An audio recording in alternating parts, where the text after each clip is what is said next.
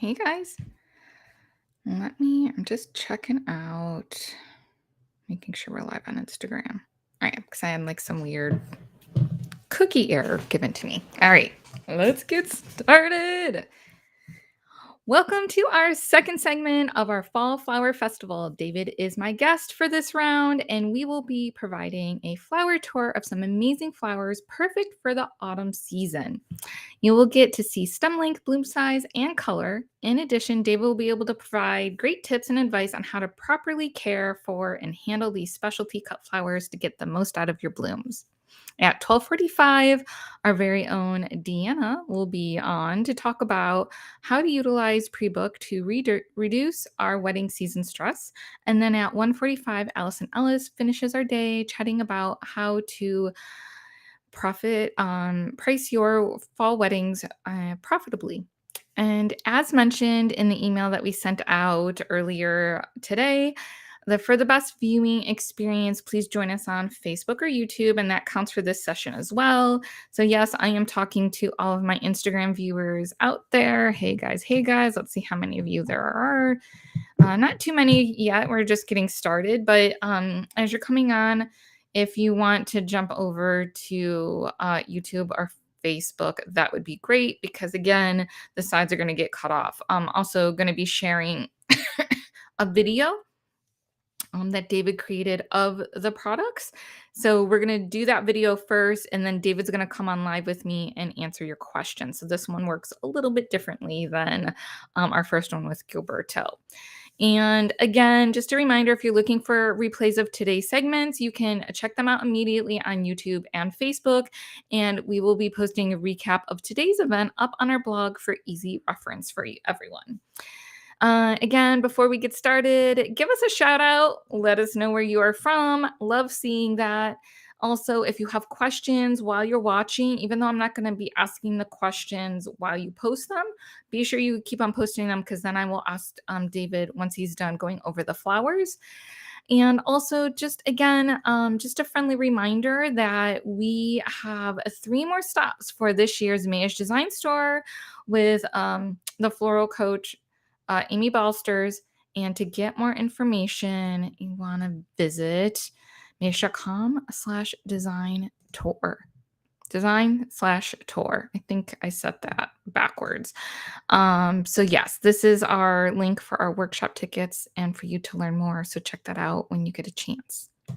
All right, so I am going to bring up the video.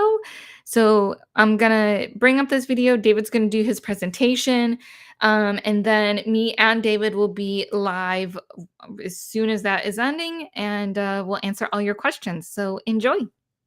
Good morning. Welcome to our virtual fall festival. I'm here in Charlotte, North Carolina, where there's an absolute plethora of wonderful flowers. We have a lot of flowers coming from the United States and many locally here in North Carolina. So without much further ado, I'd like to present to you some of the fabulous fall flowers, foliages, fruits, seeds that you can use for great effect for your autumnal designs and arrangements. So starting off, I'd like to present, this is Cotinus, beautiful burgundy foliage, bushy, fluffy, available pretty much through till Thanksgiving. Wonderful, long, vigorous, robust. This is Cotinus. We wish we had this for all of the fall, but this is just coming to the end now. This is a Cotinus champagne with the really beautiful smoke bush flower head, but this is coming to an end. So if you need some like now in the next week or so, please ask for this, but it is coming to an end. Beautiful foliage. Here we have, this is one of my favorites. This is Agonis flexuosa. There's several varieties of this. I think this one is called After Dark. Beautiful, originally from Australia, where they call it peppermint myrtle. Very nice. Agonis flexuosa. Here we have really technically a fruit. I love these. These are baby artichokes. Really nice, deep burgundy, great sculptural element for your design work. It also comes in green in this size, and of course the larger ones.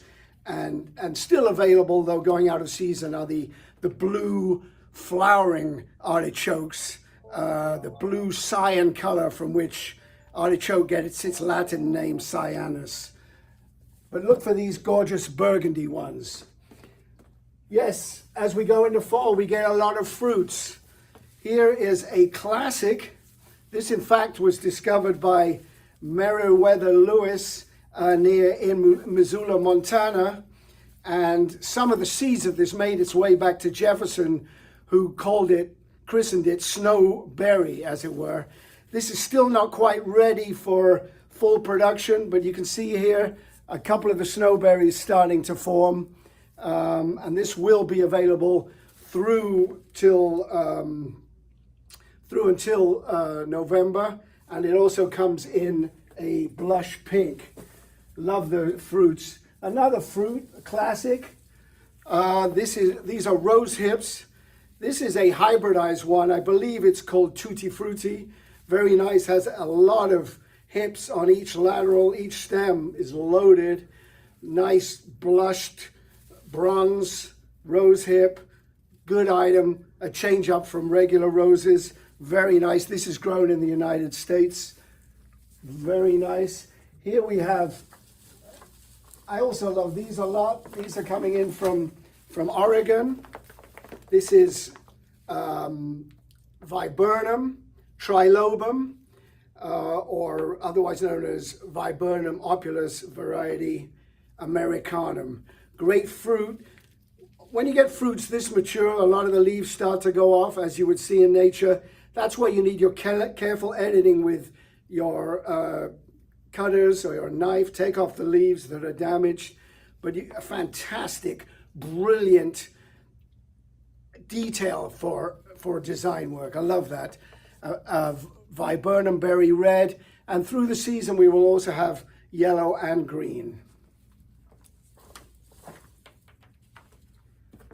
Going over to beautiful foliage from California. This is Grevillea Ivanhoe. It's really used for its foliage, a nice green with touches of blush and pink and edges of red. Very nice, striking architectural foliage. I love that, Grevillea Ivanhoe. Also, we have here a Grevillea, flowering Grevillea. Comes in several colors, orange, yellow, peach, sometimes, though rarely, pink. Many varieties. This, I think, is called orange marmalade, but there are many, and we just refer to it as flowering Grevillea. Beautiful product. Love that. The seed heads, the amaranthus, the cereals. There's many amaranthus. This one is coming from California. Of course, we have the hanging amaranthus and the uprights. This is hot pan biscuit. I love it. It was a prize cereal of the Incas. Today, a classic design element. This is a sorghum, often called broomcorn. Nice cascade feature of sort of bronze brown berries, fruits. It's a cereal product, but makes a very good autumnal element in it for your design work. I'm a big fan of this one. Love it. This is rosemary. I think it's a great underused foliage, great for this time of year, and provides a wonderful fragrance. Very nice. That's rosemary. And next to this, we have, this is called Aussie pine. It should never, ever be confused with Australian pine, which is an invasive species, especially in the South. Horrible wispy pine, but this is a great element. Will go somewhat bronze later in the year, but great for this time of year as well. It's called Aussie pine.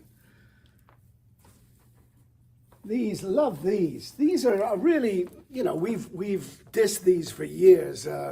Marigolds. They used to be what I'd call cheap and cheerful, but really, look at that intensely saturated color. For your designs that are going for bold, saturated tones, these marigolds, fantastic. And look at these, rather big, coming from California. I love them. I wouldn't put these in a cool place, optimally around 55 degrees, because it is a subtropical flower, and at that temperature, the foliage will hold up a lot better. I would be inclined to disbud a lot of these little buds. They're using unnecessary energy, and if you don't need them for your design, get rid of them. Wonderful Tagetes erecta. These are marigolds. Going on to the classics, some more for the fall. We have sedum. This is sort of a green element if you want. It's cut tight. You can just see bits of pink coming here. Or sedum, where I prefer it, it's cut more open and gives you that wonderful blush pink. It is a succulent. Very nice. Sedum pink. These are cute. Love these little things. These are gomphrena. Come in a variety of colors: strawberry, orange, hot pink. Hardy, you can dry them as well. Just wonderful little accents for sort of bucolic country designs, casual dinner parties. Very, very nice. Accents of bold color, little pops. I love those. Gomphrena. Here we have Asclepias, just coming into season. They'll also be coming from Holland, but these come from Oregon. A little tip, these are cut too tight in my opinion. You really want them cut open so the flower will develop properly.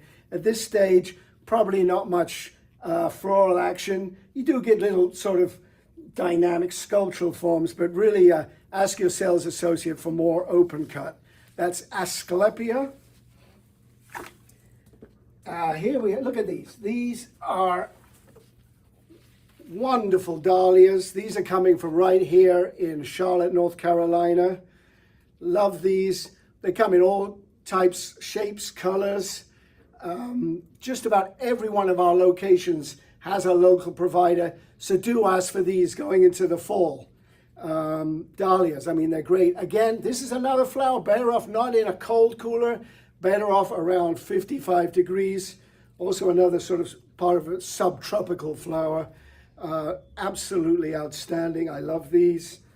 And they are available, only available until first frost. But we do have a supplier, a reliable supplier now in Colombia, who is giving us dahlias. So you will be able to have them all the way through Thanksgiving and all the way through the winter and beyond. So do take advantage of all the wonderful local flowers available. Here's a really dynamic sculptural element. These are Scabiosa stellata, but you don't get them like this in the United States. Massive flower, well formed. This is what they call a seed head. It's actually a ornamental bract, and the flowers are inside each bract. And as you can see, the flowers here are good and viable and fresh. Maybe I can get up to the lens there. You can inside little green flowers in each capsule. Scabiosa stellata. Yes, they are grown in the United States. We get these from one of our preferred vendors in Ecuador, and we have these all year long. Strong sculptural. I'm going to be honest, these are probably the best examples I've seen grown anywhere in the world. So take advantage of that. Okay, moving along. So that's our first import I've shown. I want to show you these. These are one of my personal favorites. Little dianthus, cottage garden carnation. They're in our system as dianthus clove, and the fragrance is wonderful. It's one of the few carnations that has that old-fashioned hardy clove fragrance. Beautiful, beautiful flower. I love these. These are coming from Ecuador. the definition, the limning of the burgundy hot pink color with white on the margins of each petal. Love it. Do take advantage of that. Dianthus clove in our system. Look at these. This is something I've been working on for a while. Finally, I have got them. Look at the size of those. This is what we call an open cut scabiosa. The only way to get the full benefit of these flowers is if they are cut open. Growers are loath to do it because they think they're sort of weak, they won't ship well. But whether it's from a farmer in the United States or from overseas, this is how this is what a scabiosa should look like, please. I mean, beautiful, large size, impressive. We do need a fair amount of notice for this because the grower has to leave them in the field to open up. Hopefully that'll change as we convince more people to shop for these in the open cut stage. But to be honest, they do have to move through to the customer and go into water quickly, which at Mayesh we are able to do. So that is a beautiful scabiosa. Love that. I've got these wonderful flowers here. Look at these beautiful pom-pom ranunculus. Large, hardy. Because they've got so much green in these, they're very strong. A lot of chlorophyll maintains. And for this time of year, I think these are great for autumnal arrangements. Even the white, great for wedding work. Because at this time of year, you know, the leaves are changing, flowers are changing. These are part of the transition for autumn. So do take advantage of these. These are called pom-pom ranunculus. Please do ask your associate about these. Let's moving along here. Gonna go to do some roses. These are roses coming from Ecuador, some of the new items coming to market. Probably one of the most popular ever. This is from Rosa Prima. This is called Moab. Wonderful, rich peach color, hints of blush, pink, little undertones of yellow, but basically a dynamic peach, hardy, wonderful color, somewhat high-pointed, high tea rose, but still, you look at the color, the strength, the stem length, beautiful foliage, lovely, lovely rose. Moab.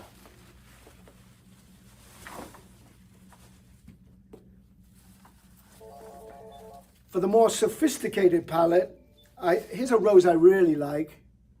This is called Zen. It's a sort of chartreuse dirty yellow. And for those complex palettes, it's good. But at this time of year, also, you know, a sort of somewhat bronzing verdigris yellow, little dirty, opens a little more bronze in the middle, a little more brown, I would say, in the middle as it opens all the way. So look for this too. This is from Ponte Tresa. This is Zen. Look at this thing. This is new, somewhat limited, but we can get a few of these. Again, this is from Rosa Prima. This is called Copper Kiss, a very dirty sort of pumpkin, spicy pumpkin saffron orange, but in that classic garden form. Very strong, very hardy, fabulous vase life. So do look for this. Please do inquire with your associates, Mayesh sales associate at your location, or if you're shipping, your shipping associate. Look for this Copper Kiss, wonderful.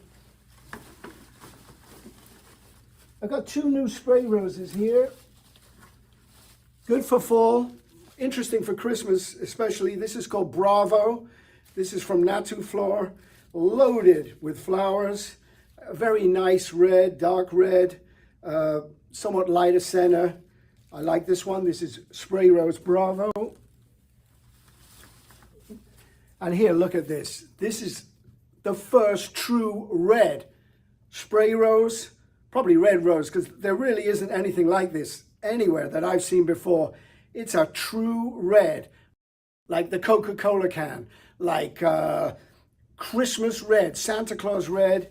This one is called That's Red. It's from the Jewel series. Also, this is from Ponte Tresa. Look for this red spray rose, very nice, strong stems, lots of flowers on each stem. This is only a 5-stem bunch. That's red. Love it, love it. And last but not least, if you do have weddings at this time of year, I would like to show you this absolutely phenomenal item. You're doing arches, arbors, and you want some jasmine to cover the whole bavine. You can test tube it and really go a long way. You can use it for runners. It's absolutely spectacular. It's very hardy. This particular bunch here is probably 3 weeks old, and yet it maintains its vigor. It comes with so much flower. Yes, some flower does drop off, as jasmine is wont to do, but there's so much flower on it. It just keeps going and going and going. So please take advantage of all these wonderful products for your autumnal offerings. We try very hard at Mayesh to bring elements, flowers, folages, products you can use in your design work to move the ball forward in your personal work and create wonderful designs. And please remember, please contact a sales associate. If you need information on any of these products or any of the products we have, you can get that information. And if you stump them, just insist that they call me, David Dahlson. I'll try and give you a more in-depth answer. So there it is, here in Charlotte, wonderful fall flowers.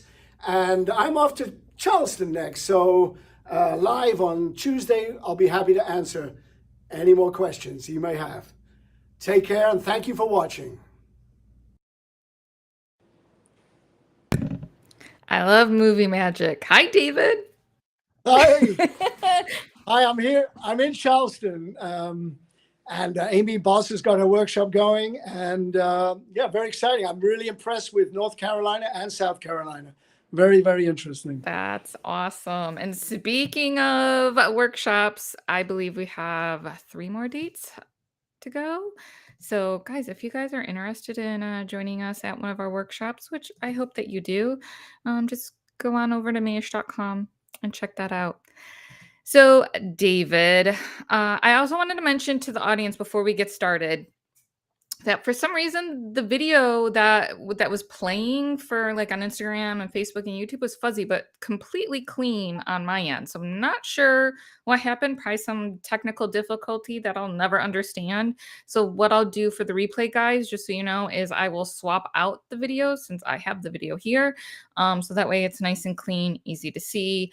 And it's not fuzzy at all. You could hear David great, but for some reason the video piece didn't come through clear. So how are you doing, David? Doing great, really, really great. I'm impressed by the amount of USA grown flowers that are available now in the Carolinas, all over the United States.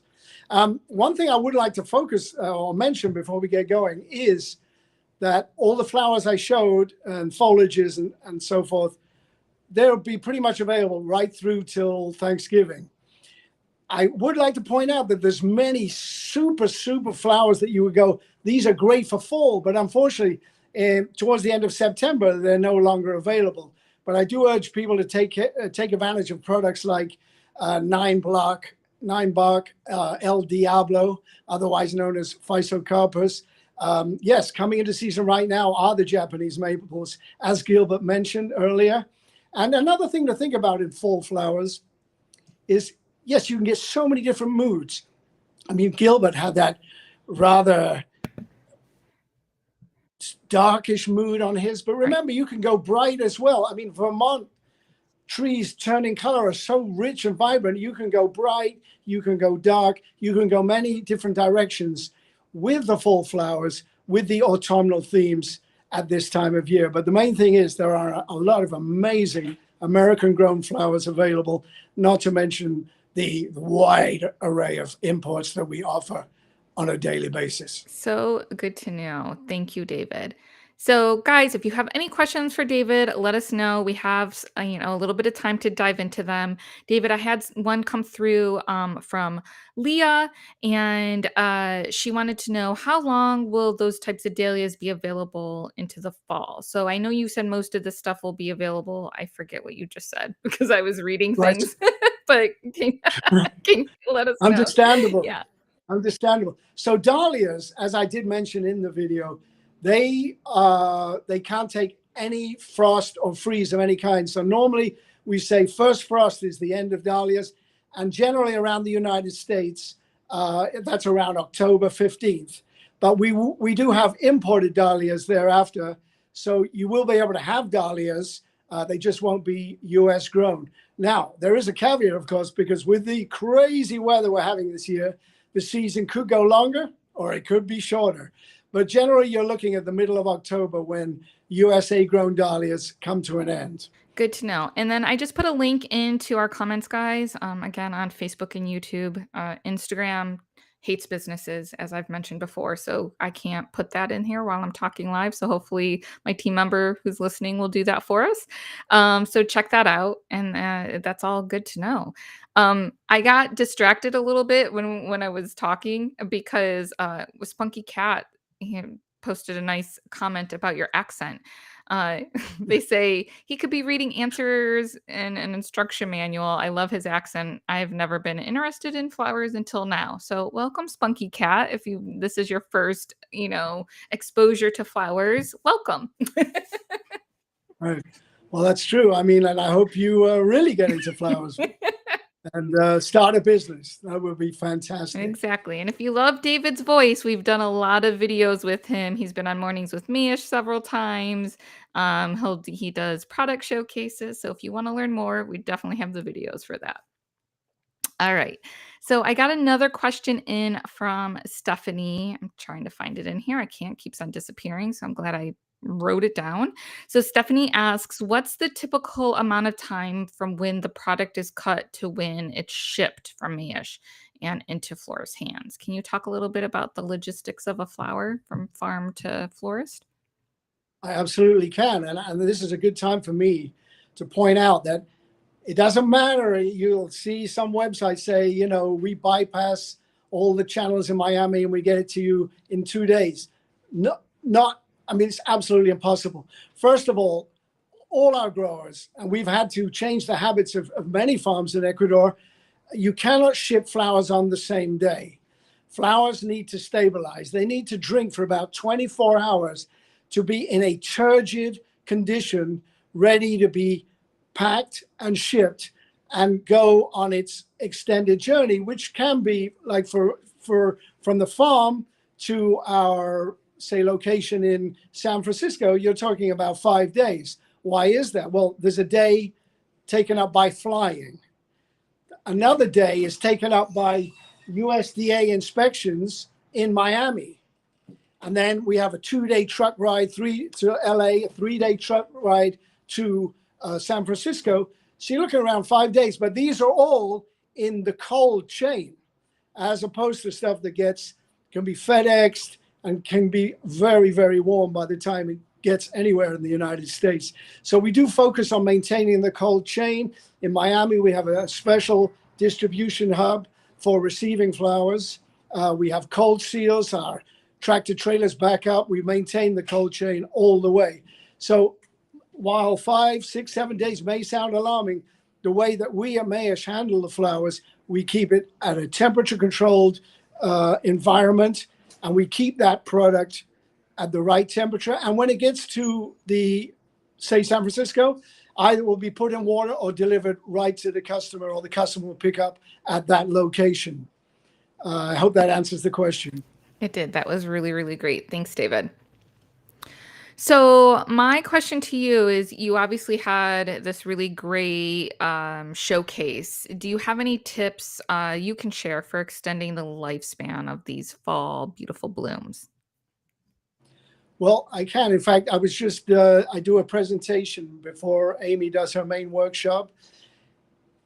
Let me start by saying, care and handling of flowers, I'm going to say 90% of it is straightforward and relatively easy to accomplish.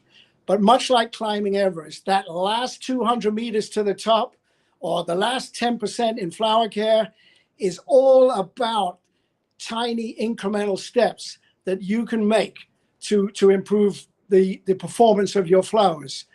Number one, cleanliness. As my mother used to say, cleanliness is next to godliness.